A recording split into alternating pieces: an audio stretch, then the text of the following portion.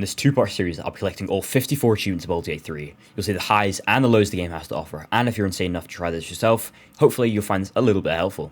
One thing to note is that these achievements on screen could not be reset by Steam Achievement Manager for some reason, but I'll still let you know when I should have gotten them. Finally, if you haven't completed the game, this video contains spoilers. Starting the character creation, I picked Dark Urge, which is important as to maximise the number of achievements I can unlock in one playthrough. I then picked Drow because I think it's one of the races with a huge amount of flavour, and I decided to go for an Oath of Vengeance Paladin because I'd never done a full playthrough of the Paladin, and it's a super strong class. For my ability points, I focused on strength and charisma. After waiting for my pod with a bang headache and an urge to kill, I made my way over to the brain to get a buddy to help in the helm fight, which don't show, but just know I do. After recruiting Lae'zel, I find the opening battle of the game and quickly take down the imps with some big hits from the brain and Lae'zel. Next, I recruit Shadowheart and enter the helm, attempting to get my first achievement of the run for killing Commander Shulk aboard the Nautiloid. Obviously, I had to start off by focusing on the enemies right in front of me, easily killing them off with some big hits from myself, Lae'zel, and the brain. After they had been picked off, my tactic was to buff the Mind Flayer and aid in attacking Commander Shulk. Unfortunately, whilst the Mind Flayer did get some damage in, I found out too late that he was the most shameful and useless member of his bloodline, and he fucking died. Now, because at this point I wasn't a coward and I didn't want to save scum, I had to flee to the transponder. Don't worry, I will get this achievement a bit later. Unfortunately, some more of the Devil's Goon Squadron rocked up and tried to stop me from escaping, but they weren't powerful enough to stop me from walking around them. I got my first actual achievement for taking control of the Nautiloid and escaping the Hells. For the first part of the video, I was using game capture, not desktop capture, so the achievements won't show up in the bottom left of the screen until a bit later, so just bear that in mind. Waking up on the beach, I decided to properly recruit Shadowheart into the party, and after saving her from the Nautiloid, it was now her turn to save me. After I screwed up some stealth, I had to fight the Intellect Devourers, but Shadowheart hit 2 huge guiding bolts and 2 firebolts, and we finished off the brains, and I moved to recruit Lae'zel, Astarion, and then Gale. In a bid to earn some more XP, I fought some raiders at the ruins by crushing 2 of them with an OSHA violation, and the other 2 somehow didn't get launched to combat, so I had Shadowheart Thunderclart 1 and Lae'zel push the other guy into the hole, where his 2 buddies had unfortunately just died. Somehow, the halfling survived, but oh well, he died nonetheless. I then dealt with the rest of his chums in the crypt fairly quickly and without too much trouble by blowing them up and sending them straight to the Hells. Searching the crypt, I opened some tomb, summoning skeleton warriors who we quickly dealt with. Just ignore the fact that 2 of my party members got downed.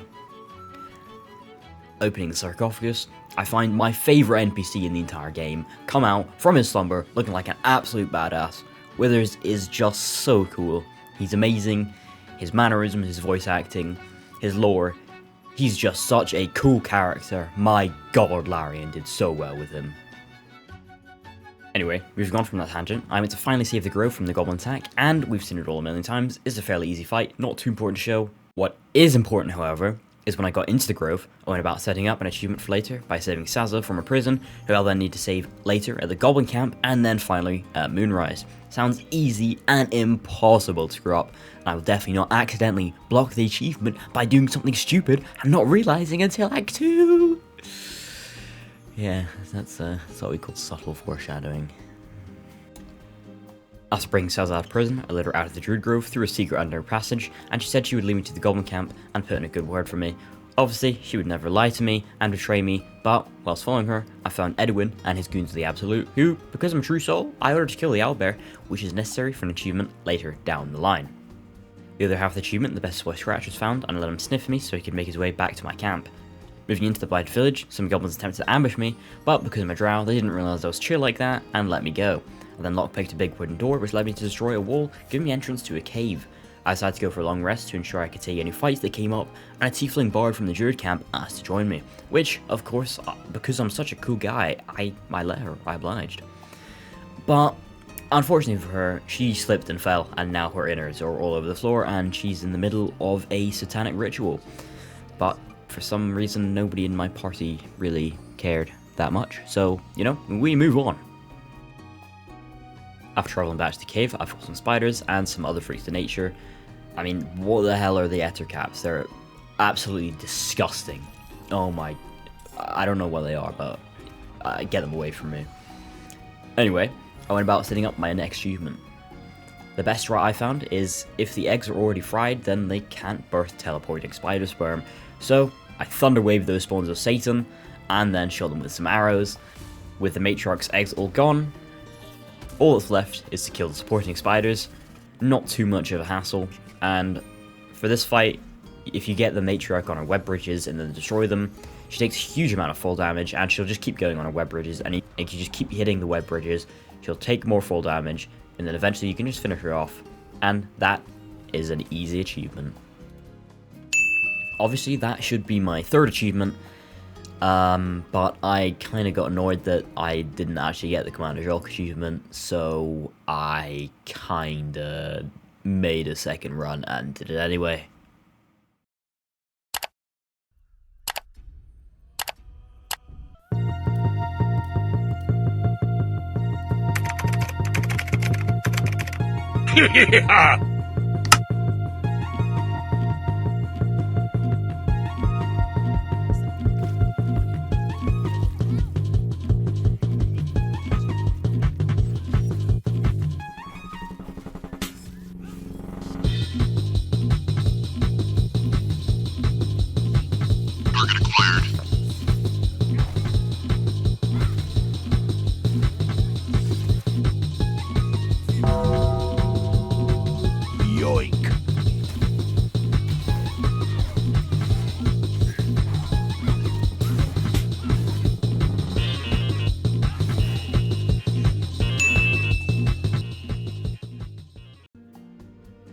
Also, I started another run to get an achievement which was bugged in my main save for throwing one enemy as an improvised weapon against another. It was super easy to get.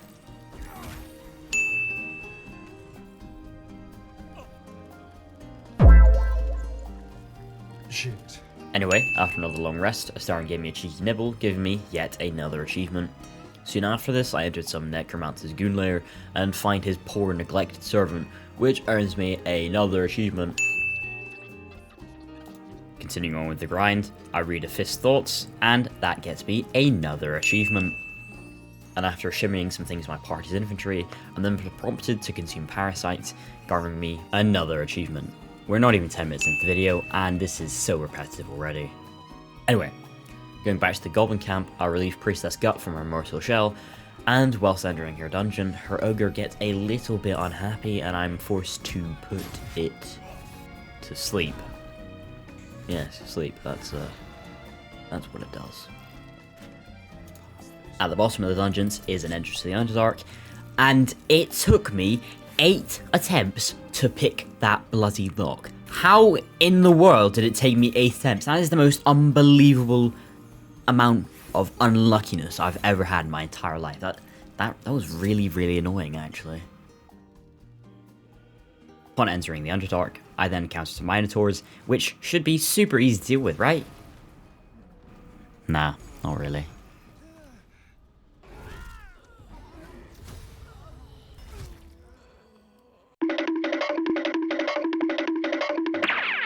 I then head off to save the Grove from the Goblin tank after definitely not ratting them out to Minthara, and I tried a sneaky tactic of having Lae'zel attack them from behind and placing smoke powder barrels, which I subsequently blew up, but it didn't really do that much, or didn't do as much as I was hoping for.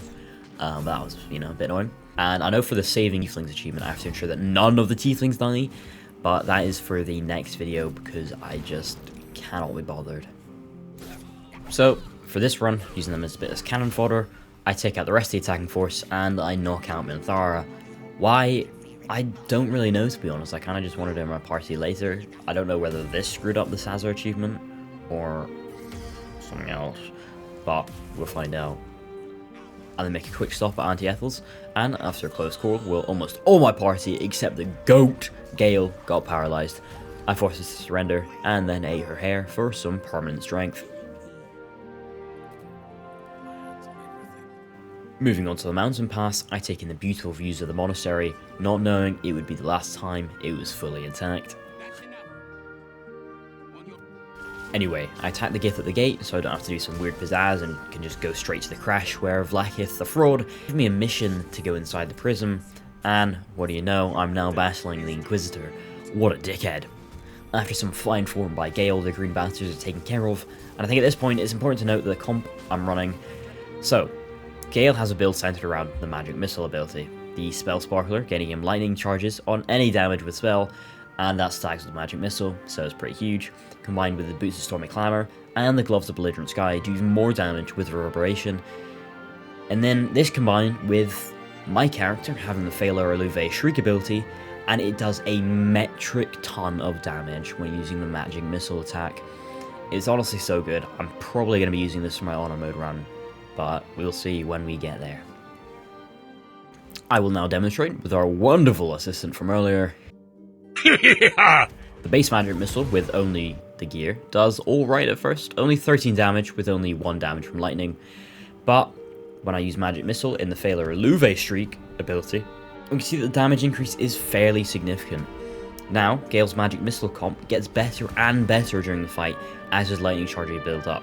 His damage percentile also increases, as clearly shown by erratic mouse movements around the combat log. Now that some of the build has been explained, I've been up the vault of the Thunder, but made a quick trip back to the creche. Unfortunately, this ambush took me absolutely ages to kill for some reason. I don't know, I'm just kind of bad at the game, I guess. I mean, yeah, bit annoying, but you know. I then liberated the Githyanki and went back to steal the blood of Baldur. In an Indiana Jones type twist, it caused a nuclear explosion, which most of my party members survived, meaning I acquired another achievement. After that fiasco, Voss from the Gith Patrol at the bridge in Act 1 visited my camp, and I joined him in his fight to free Orpheus, netting me another achievement. And somehow I also hadn't gotten the achievement for playing fetch with Scratch. I'm such a terrible owner, but I did that next and then moved back into the Underdark. This time not getting scared off by Minotaurs, but instead throwing midgets off ships, and overall just being a nuisance to the midget population. And in this massacre I also got another achievement for killing an enemy with full damage, which I don't know how it took me this long to get. Like, I'm sure I'd actually pushed so many enemies to their deaths at this point, but whatever. At least I got the achievement. I'm not complaining. Now, moving to the Road Forge, I acquired some mithril ore to then set up 2 achievements, which let's just say were a bit tougher than I expected.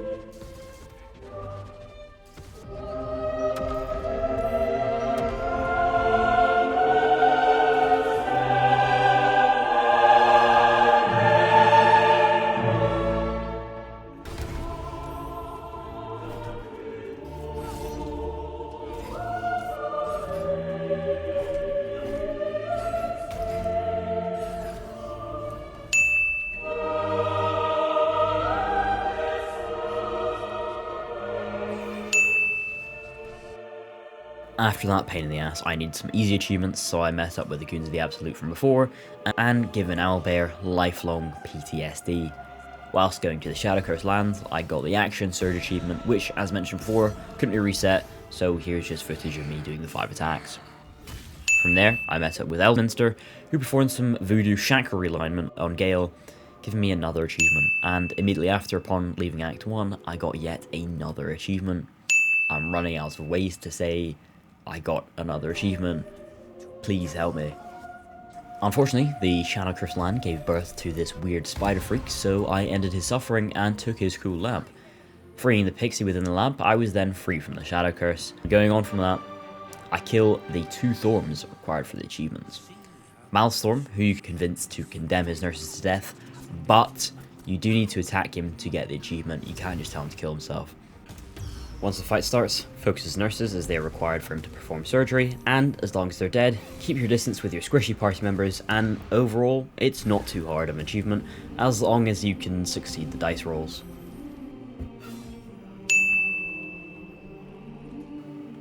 Thankfully, his relative, Garen Gotha, I'm not sure if I'm pronouncing that correctly, is much easier, who you can just convince to alter for the game.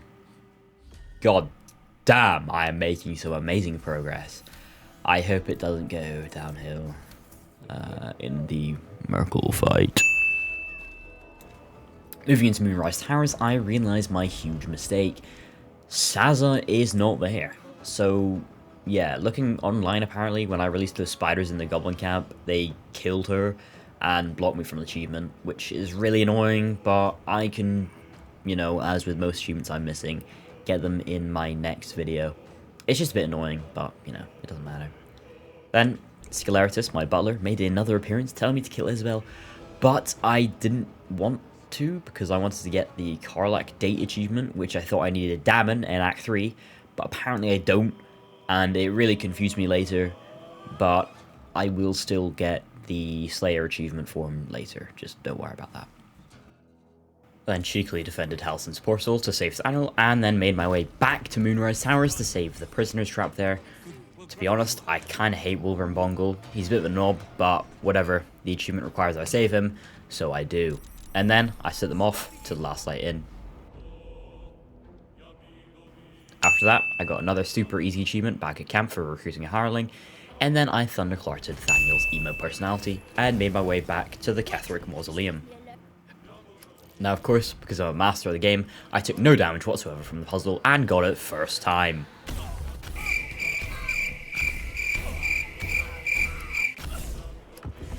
Moving into the Temple of Shorn, I kill some Sharon warriors and then turn Gale invisible and give Balthazar the Necromancer a nice little knock on his door, allowing him to stretch his muscles in a fight. Unfortunately, he was a lot weaker than I anticipated, so I actually had to join the fight and help him a bit. I mean, he still died, but that doesn't really matter to me.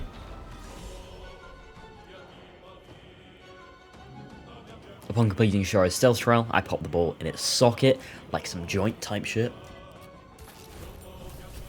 Because I was still under the delusion that I could actually save all the tieflings, I saved Roland, which I didn't need to, but, well the heck, he's got a cool mini character arc, so it's fine.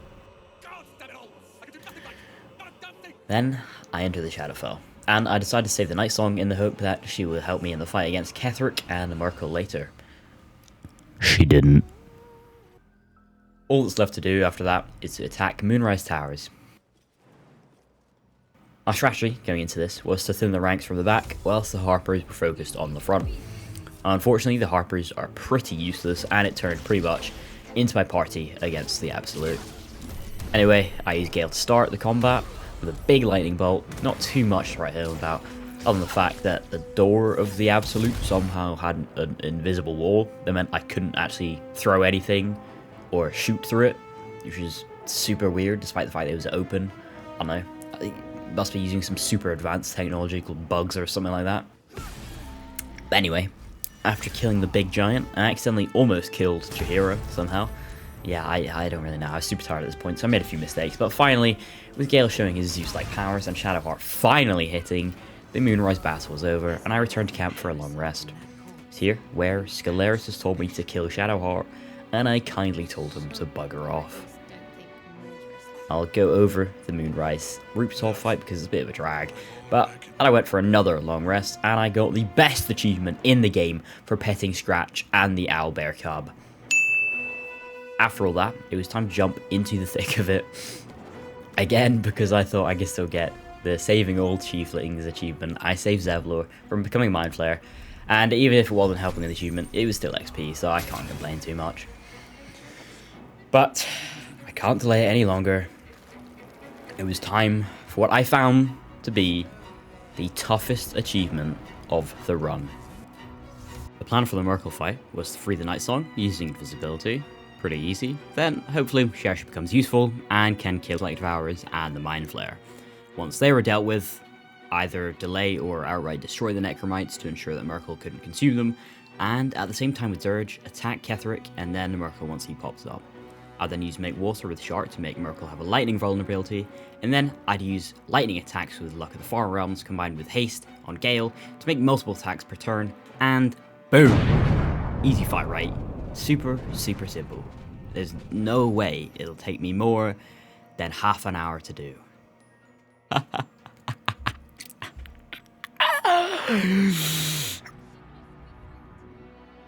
So, let's see how this goes.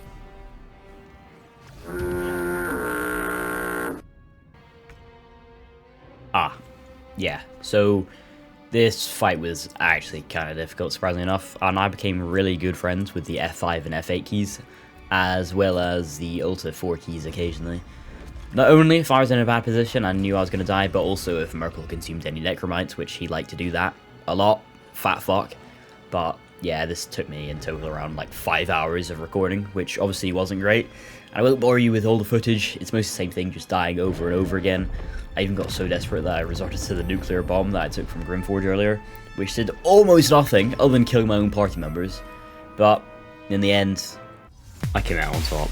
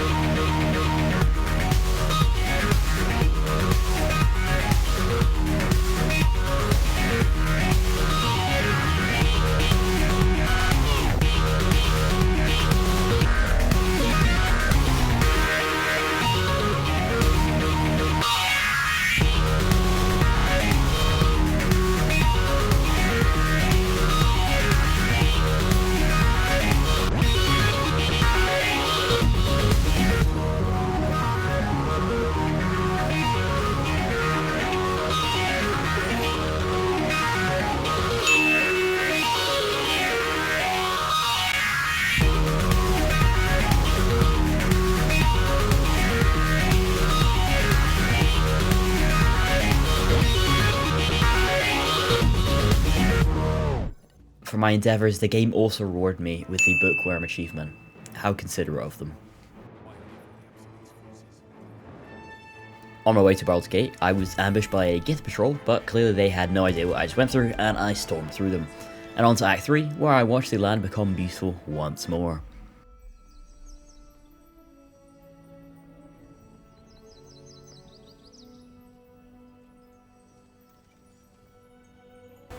Unfortunately, the Serenity didn't last, and the Gith Voodoo Monk Warriors attacked my camp, but I just hopped right over them and had to help my Dream Guardian, who... oh no! He's a Mind Flayer! My new Mind Flayer buddy performed a chakra realignment on Orpheus, and we moved on. I moved into Act 3, which gave me my next achievement. Now, a quick heads up, Act 3 is going to move quickly. There's a lot of achievements to get, and a lot of story, so I'll be skipping over a whole bunch of it. But, starting off, the Iron Hand Gnomes created a distraction, allowing me to pass through the gate, and I head to Danthon Shop. Honestly, I don't really need to show that, but remember earlier when I was showing what I wanted Gale to have in my party for the Magic Missile build? Well, by Act 3 I have it, so just keep that in mind. I'm not really sure why I'm saying whatever, it doesn't matter. Moving on, I had to go to Ash Ceremony, and then to Damon's Forge. Now it's at this point where I realised I messed up big. I tried getting Damon to fix Karlach's engine to go on a date with her for another achievement, but unfortunately I think I have to be her lover since Act 1 or something like that, so yeah, that's another achievement for next video, so stay tuned. Anyway, back at camp, Ansur came to bargain with Will, where he broke the pact, and in the process, got me another achievement.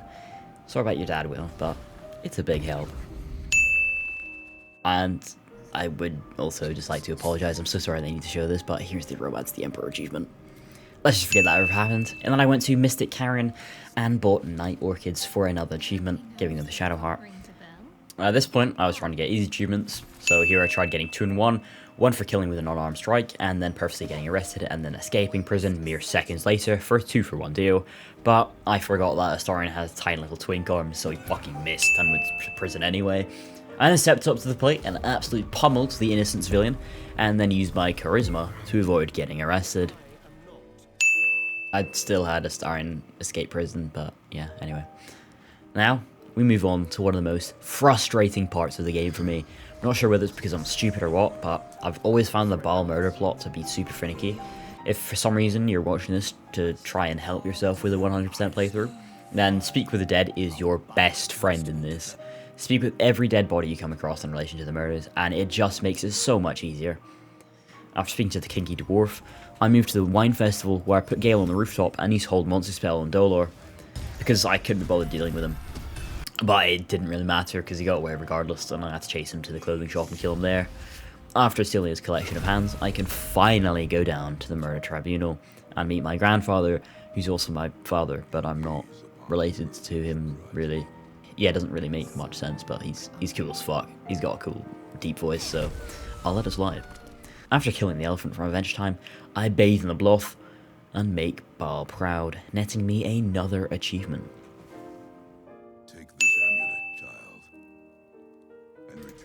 I buy the ballast armor for Astarion, because he is insane with piercing damage, and it cost me a lot, but honestly, I think it was probably worth it. I moved to the Baal HQ using Astarion's invisibility to skip past this section, because I just couldn't be arsed with it, and then just went straight to Orin. But my party members thought it was a good time to start debating about architectural features. Like, guys, come on. I'm about to fight my psychopathic sister to death, and you want to stand there and complain about the architecture.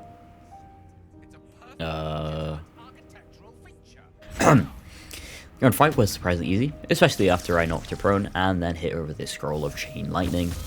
For this, Baal gave me a gift which I gladly accepted, definitely not just for the achievement, but looks cool as hell, so that doesn't really matter.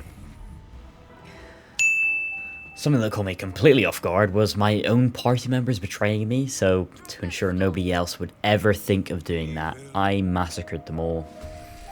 God, I am such an amazing leader. Anyway, achievement that I'm soon to get requires the Steel Watch to be dead, so naturally, that's what I went about doing. I saved the Gondians in the first and then the second room. Then, in the final boss room, I admit I'd struggled a bit. I had to save and come back a little bit, but the overall tactic remained the same for most big fights, using Shard to create water, and then Gale and his lightning attacks. Then, after Gortash got a bit angry, I had to clear out the Worm's Rock Fortress and go down to the prison in search of the legendary dragon, Ansur. I electrocuted these two dragon torches and headed down to a series of trials. The first one, essentially chess, is super easy just because Gale tells you what to do. Second one is also pretty easy. Just cast Sanctuary on whomever, you get to pick up the torch, and then skip the 4 or 5 rounds. Boom. Super, super easy. The third trial, honestly, I had to watch a tutorial, but you just remove the curse on the judge and then place the prison painting on the pedestal. Once those were completed, you move on to the final trial, and I won't lie, I just save scummed and killed each person until it was the right one. But finally, we move on to the Ansur fight. Essentially, for this achievement, I was saving the Disintegrate spell on Gale for when Ansur was really low and in the air. Other than that, the only real plan was just to damage him as much as possible and not die. Not too much to write home about, other than I accidentally killed him twice, so I had to save scum. But yeah, the achievement really only takes more time than skill. As long as you don't do this on honor mode, you shouldn't find it too difficult.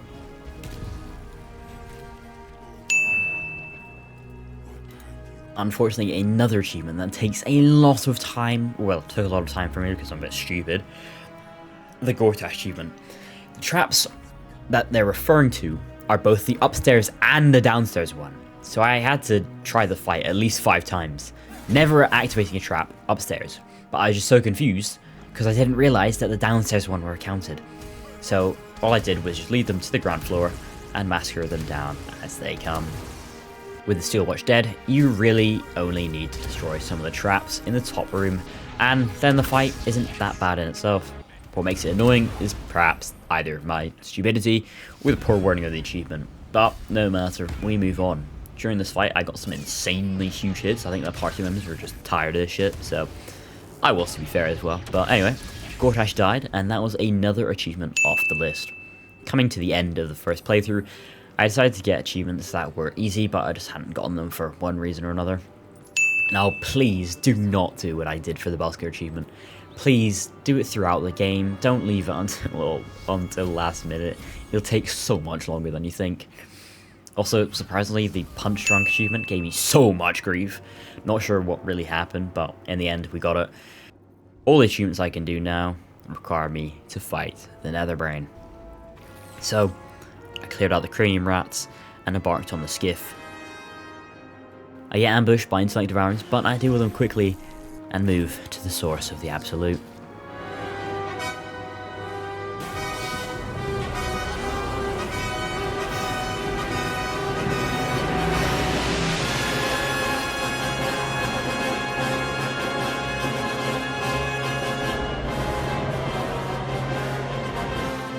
The Netherbrain gets me all geeked up, and I succeed the first 2 dice rolls, but sadly fail the third, and end up having to be saved by the Emperor.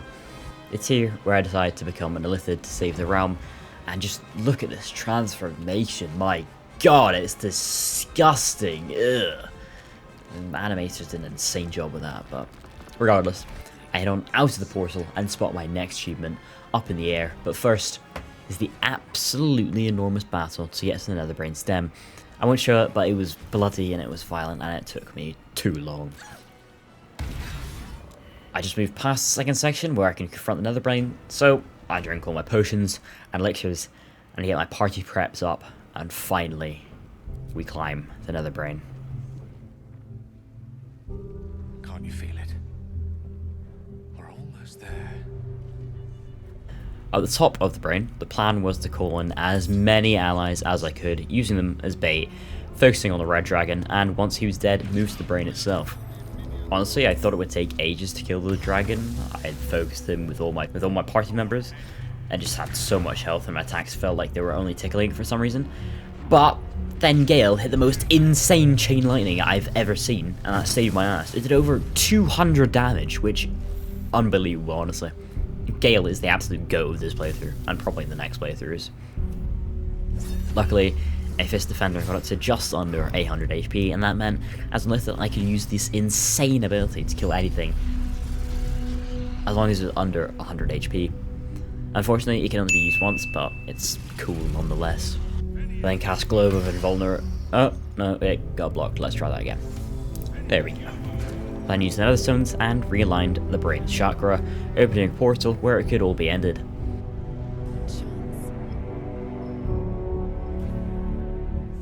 Shadowheart hit a pretty weak flame strike and then instantly fell over. I then hit a series of huge divine smites, and I brought the Emperor and Gale into the fight, who equally did their part.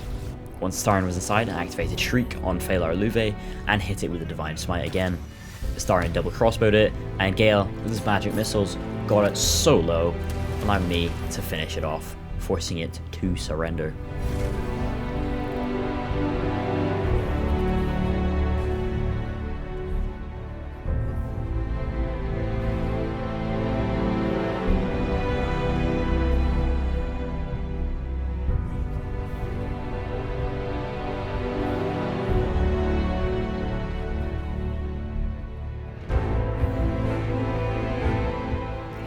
This hurt me so much. In the name of the achievements, I claimed the absolute in the name of Baal, causing untold bloodshed. And then, on the end credits, I gained an extra 3 achievements.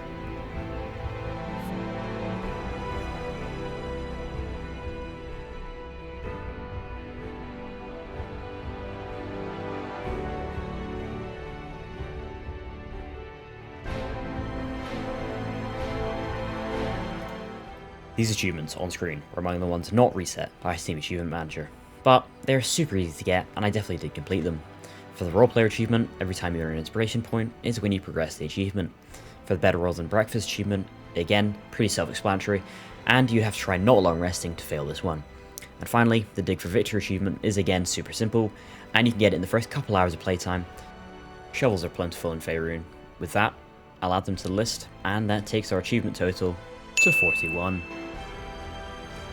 Now, I did something that I know I'm gonna get probably a lot of hate for, but it would have taken me so much extra unnecessary time.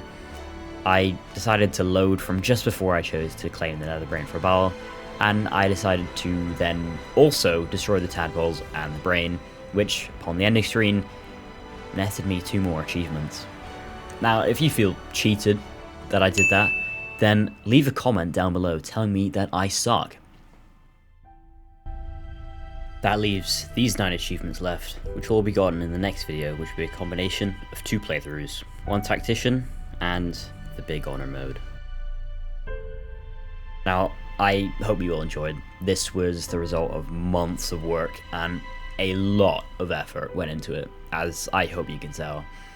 Honestly, I'm not sure when part 2 will be out, but don't expect it to be anytime soon, because my god, I've not even got past Act 1 on my second playthrough, and I am absolutely horrified for honor mode. Like and subscribe if you haven't already, and I will see you in part 2.